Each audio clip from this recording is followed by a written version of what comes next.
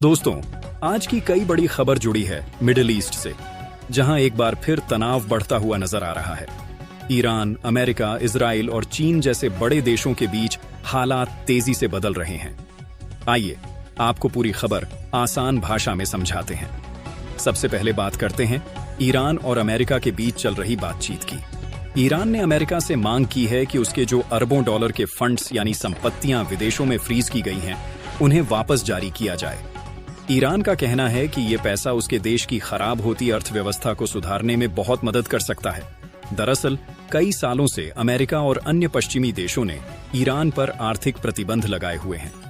इन प्रतिबंधों के कारण ईरान के कई बैंक अकाउंट और संपत्तियां विदेशों में जमी हुई हैं, जिन तक ईरान की सीधी पहुंच नहीं है। अब ईरान चाहता है कि इन फंड्स को बातचीत के हिस्से के रूप में रिलीज किया जाए, ताकि वह अपने देश की अर्थव्यवस्था को फिर से मजबूत कर सके। हालांकि अमेरिका की तरफ से इस पर अभी कोई साफ जवाब नहीं आया है। अब सवाल उठता है कि आखिर ईरान के कितने पैसे फंसे हुए हैं। रिपोर्ट्स के मुताबिक ईरान के करीब दर्जनों अरब डॉलर अलग अलग देशों में फंसे हुए हैं। ये पैसे तेल व्यापार और अंतर्राष्ट्रीय लेन देन से जुड़े हैं, लेकिन प्रतिबंधों के कारण ईरान इन्हें इस्तेमाल नहीं कर पा रहा है। अब बढ़ते हैं दूसरी बड़ी खबर की ओर, जो इजराइल और लेबनान से जुड़ी है। संयुक्त राष्ट्र यानी यूएन के विशेषज्ञों ने इजराइल की कड़ी आलोचना की है। उनका कहना है कि इजराइल ने 8 अप्रैल को लेबनान पर जो हमला किया, वह गैरकानूनी आक्रामकता और अंधाधुंध बमबारी का उदाहरण है। यूएन एक्सपर्ट्स का कहना है कि ये हमला उस समय हुआ जब कुछ ही घंटों पहले अमेरिका और ईरान के बीच पाकिस्तान की मध्यस्थता में एक सीज फायर यानी युद्ध विराम की सहमति बनी थी। ऐसे में यह हमला हालात को और ज्यादा बिगाड़ सकता है और पूरे क्षेत्र में तनाव को बढ़ा सकता है। लेबनान और इजराइल के बीच पहले से ही रिश्ते काफी तनावपूर्ण हैं और इस तरह की घटनाएं बड़े संघर्ष का रूप ले सकती हैं। अब बात करते हैं एक और अहम जगह की, स्ट्रेट ऑफ हॉर्मुज यानी हॉर्मुज जलडमरू मध्य। यह दुनिया के सबसे महत्वपूर्ण समुद्री रास्तों में से एक है, जहां से दुनिया का बड़ा हिस्सा तेल गुजरता है।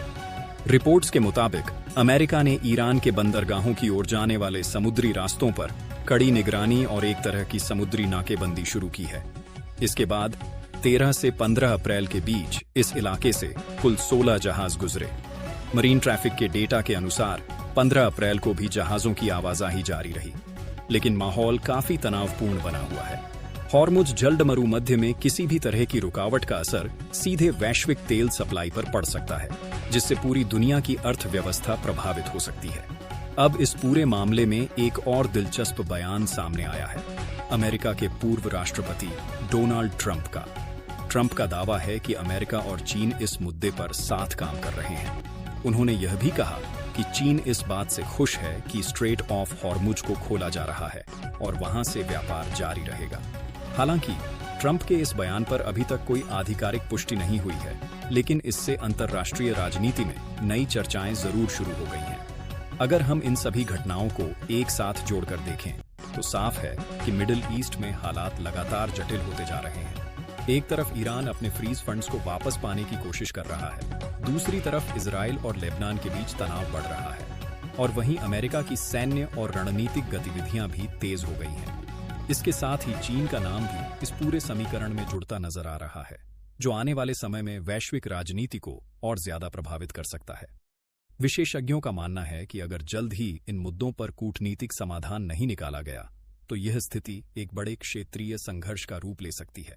हालांकि अभी भी बातचीत के रास्ते खुले हुए हैं और उम्मीद की जा रही है कि सभी पक्ष शांति बनाए रखने के लिए कदम उठाएंगे।